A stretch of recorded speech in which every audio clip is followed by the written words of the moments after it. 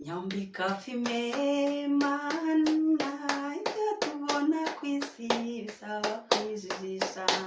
Nyambika fime mana we ibyo tubona ku isi bisaba kwijijisha.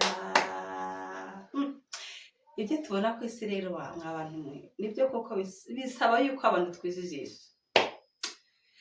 Abantu baherutse kwicara baraganira. Umwe atariko shata amafaranga n'amabyi ya shitani ndakurahiye. Undi ati koko se? Ati burya bwose amafaranga n'amabyi ya shitani? Ati cyane rwose. Ati ya baba. Ati disi nkawo n'uyafite burya warayicukuriye? Ati none se ati ubwo wayicukuriye metero zingahe? Undi ati se nta kuntu nanjye wayintiza iyo shitani utunzi wawe ikazi wanjye nkayicukurira? Ati nayicukurira nka metero 200 ubundi nanjye kanyi wanjye wa. Undi ati ya baba ati metero 200. Ati ubwo se no kuvuga ko yazajya kuyuzuza ryari? Ati ubwiye satani yazagaruka iwanjye ryari? Atumva uze nkurangire ku isoko aho satani zigurirwa, ujye kugura yawe ijye innyi wawe. Mu by'ukuri rero abantu bayicukuriye mwese ndabasuhuje. Abantu bacukuriye, abantu bafite amafaranga barayicukuriye, abayicukuriye. Muvandimwe rero hari igihe abantu bashaka gucirira za sekibi, bashaka gucirira amashitani mu buzima bwabo ngo wenda babona ubutunzi, babona ubukungu. Ariko sinkubeshye nta mukiro wa satani pe. Uko byagenda kose naho wagira ubukungu uvanye mu byaha ntacyo bwakumarira. Ariko naho wabaho ku isi wifitiye umunezero uturuka ku Mana wonyine, nukuri wabaho. Erega buriya ibintu bidutunze ntago bihenda. Umwuka utubeshaho n'ubuntu, kereka uwo duhabwa kwa muganga. Umwuka duhabwa kwa muganga. Umusaza yagize gutya mu myaka ye 89, aba yicaye ari kwa muganga, bamushyizemo oxygene, bamuzanira fagitire ya miliyoni. Ayikubise amaso umusaza ararira agahinda karamwica. Muganga ati muzehe, ati kubera icyo urize? Ati mwana wa, ati ntago ndijwe n'iyi fagitire.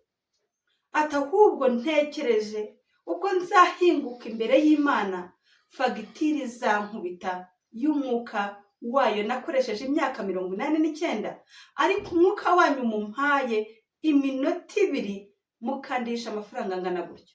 Bavandimwe rero, ntago umukiro w'Imana ntago usaba byinshi kandi ni wo wanyawo.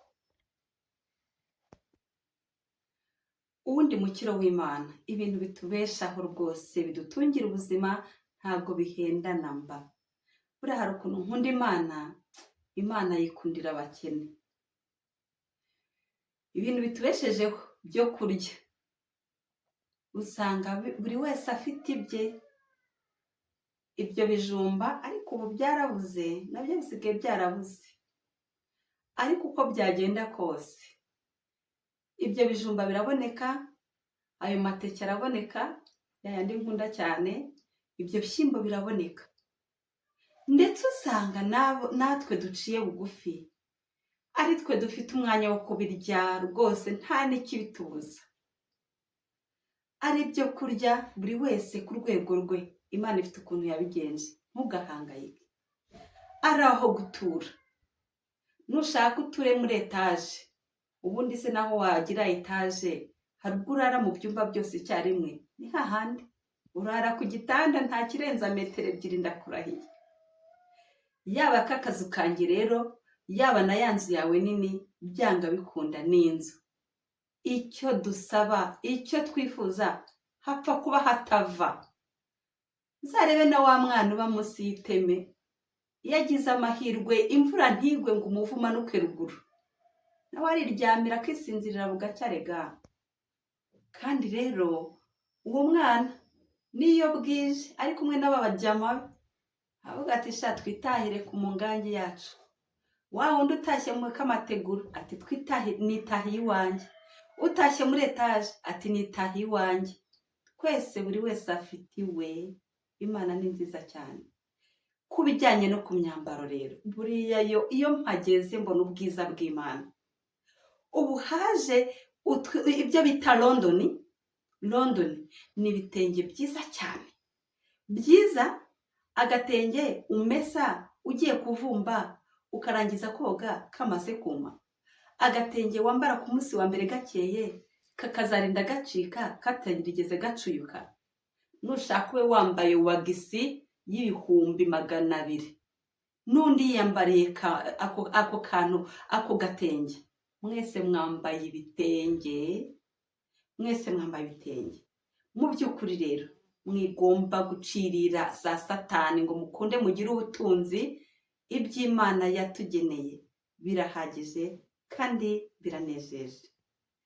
Mukomeze rero mubane nanjye muri Shirirungu, mukomeze mubane na Jose, mukomeze mubane na Shangazi. Nukuri kora subscribe. Ariko reka mbaseze, hari igihe umuntu akubwira ati shabura ndagukunda nabuze icyo nguha, ukajya ugira ngo kuko yabuze icyo aguha.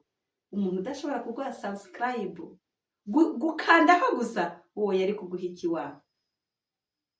Mudufashe.